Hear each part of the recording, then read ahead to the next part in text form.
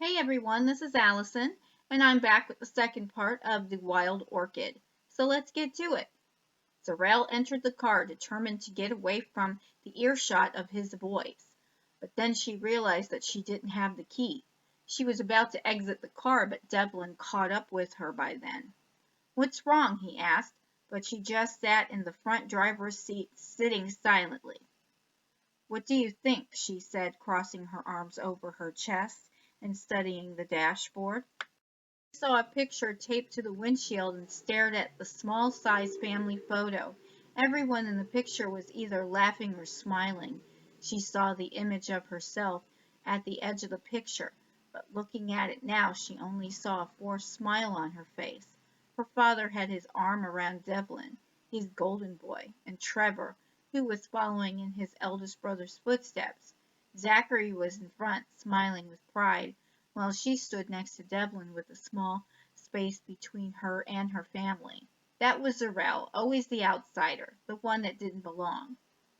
"You shouldn't take it so personally," Devlin said, and opened the door to the car on the passenger side. "It's not a picnic, being the favorite, always having to do everything just right. The way I see it, you're the lucky one."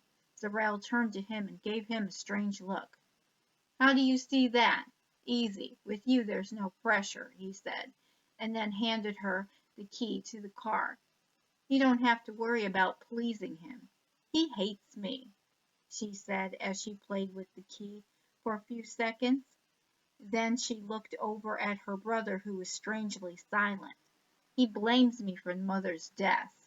"No, he doesn't," Devlin said, but he didn't sound convincing. "Yes, he does," Zarel said, still staring at the photo. "If I hadn't been born, Mother would still be alive." "That's not your fault, Zoe," Devlin said as she started up the engine. "Yes, it is," she said forcefully as she backed out of the driveway and descended onto the street.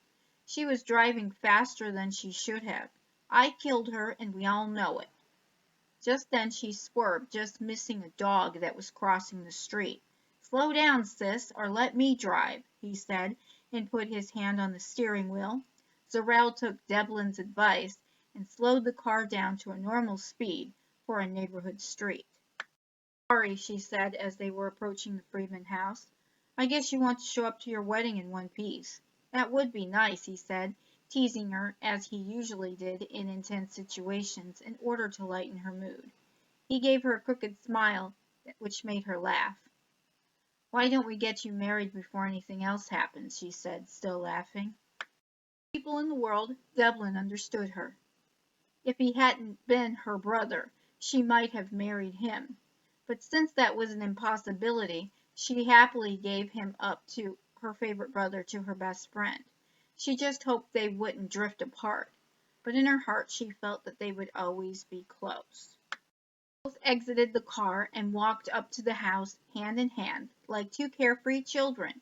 Before either of them could knock on the door, Eliza, Eloise's younger sister, swung the door open and twirled around until she reached the other side of the porch, singing a made-up song. The girl had just turned 12, and she was in fact excited about her sister's wedding.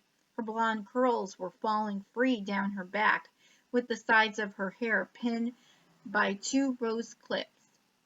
She also had a mini white lace veil that complemented the white and pink lace flower girl dress she was wearing. "Liza, you better stop that before you get too dizzy," Devlin said as he watched the girl spin around. Zarel nudged her brother with her elbow in his side. "What was that for?" he asked, and all Zarel could do was give him a stern look. "I just don't want our flower girl getting sick before the wedding." "I'm perfect," Eliza said after she stopped spinning. Her bright blue eyes sparkled in the sunlight. "But Al isn't."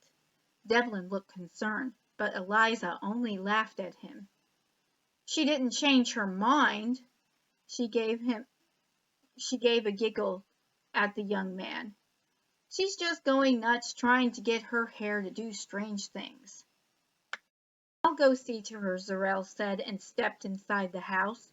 She looked back to see Eliza looking adoringly at her soon-to-be brother-in-law. If she did change her mind, I'd marry you, Eliza said, with a big smile on her face. She was only 12, and in reality there was no way that would happen, but she was a younger version of her big sister, the girl Devlin was hopelessly in love with. He looked a bit flustered by the girl's words, which made Zarel laugh. She turned around and headed for the stairs. She looked up to the second floor when she ran into a young gentleman. He was dressed in black and white tuxedo, but there was a sadness in his already dark blue eyes. "Well, Leland, it looks like you lost your best friend," she said, standing in front of him with her hands folded in front of her. His dark blonde hair was slicked back in a natural wave. As sharp as his appearance was, he didn't look happy. "You and Devlin didn't have a fight, I hope?" "No, nothing like that," he said, trying to force a smile, but Zarel wasn't fooled. She could see how hurt and depressed he looked.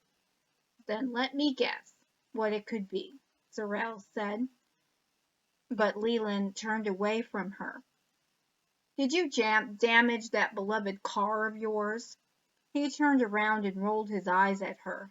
"No." "Then it must have been a fight with your father. Again." "Not even close, so try again," he said in a sarcastic tone. "Then it can only be one thing, a girl," she said, but he turned and took a few steps away. "I'm right," she said, following him. "Some young woman broke your heart." "I don't want to talk about it," he said, stopping in front of his sister's bedroom door. "What's her name?" Zarel asked, but Leland remained silent. "Give me that at least." "Shanae," he said, and walked away. She would have run after him if Eloise hadn't popped her blonde head out from behind the bedroom door. To be continued. Yes, the story will be continued, but I hope you enjoyed this part. So you don't miss the next part, click on the subscribe button below, give a like, and throw out a comment. I would love to hear from you, and see you next time. Bye for now.